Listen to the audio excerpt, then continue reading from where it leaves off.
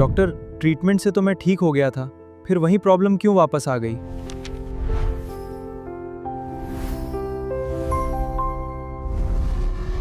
ये क्वेश्चन मैं पेशेंट से बहुत फ्रिक्वेंटली सुनती हूँ, लेकिन सिम्टम्स का वापस आना हमेशा ट्रीटमेंट फेलियर नहीं होता। नमस्कार, मैं हूँ doctor Swati Pathak, homeopathic physician and counsellor, और आप देख रहे हैं Manoveda homeopathic awareness series. Day 7 में हमने समझा एक्यूट और क्रॉनिक कंडीशन को। डे 8 में समझा कि क्रॉनिक प्रॉब्लम में टाइम क्यों लगता है, और आज डे 9 में हम बात करेंगे एक बहुत इंपॉर्टेंट क्वेश्चन की, सिम्टम्स बार बार वापस क्यों आते हैं और फॉलोअप इतना इंपॉर्टेंट क्यों है।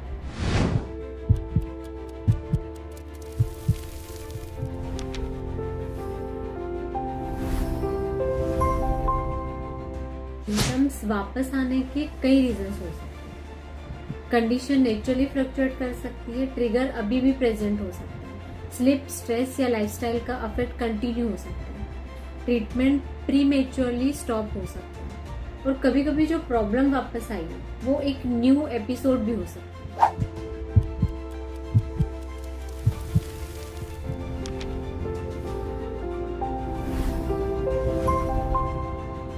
इसीलिए सिर्फ ये देखना इनफ नहीं है सिम्टम गया या नहीं, हमें ये भी देखना होता है फ्रीक्वेंसी कम हुई, इंटेंसिटी कम हुई, एपिसोड के बीच का गैप बढ़ा, स्लीप और एनर्जी इंप्रूव हुई, ओवरऑल पेशेंट बेटर फील कर रहा है। यही फॉलोअप इम्पोर्टेंट हो जाता है। होम्योपैथिक केस मैनेजमेंट में फॉलोअप का पर्पज सिर्फ मेडिसिन रिपीट करना नहीं है। डॉक्टर प्रीवियस स्टेट को करंट स्टेट से कंपेयर करता है, before treatment, improvement, changes, then present condition. इसी से केस की डायरेक्शन को बेटर अंडरस्टैंड किया जा सकता है। एक कंसल्टेशन एक फोटोग्राफ की तरह, लेकिन एक follow up it shows the move.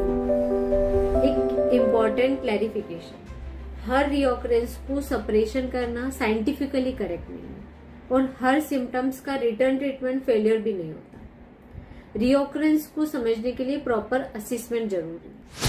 तो अगर ट्रीटमेंट के बाद प्रॉब्लम वापस आए, पैनिक मत कीजिए, ऑब्जर्व कीजिए, फॉलोअप कीजिए और पैटर्न को समझिए, बिकॉज हीलिंग को सिर्फ सिम्टम्स के जाने से नहीं, इम्प्रूवमेंट की स्टेबिलिटी और ओवरऑल प्रोग्रेस से समझना चाहिए। डोंट जस्ट आस्क सिम्टम गया, आस्क पेशेंट ओवरऑल किस डायरेक्शन में जा रहा है। सो सी यू इन डे 10।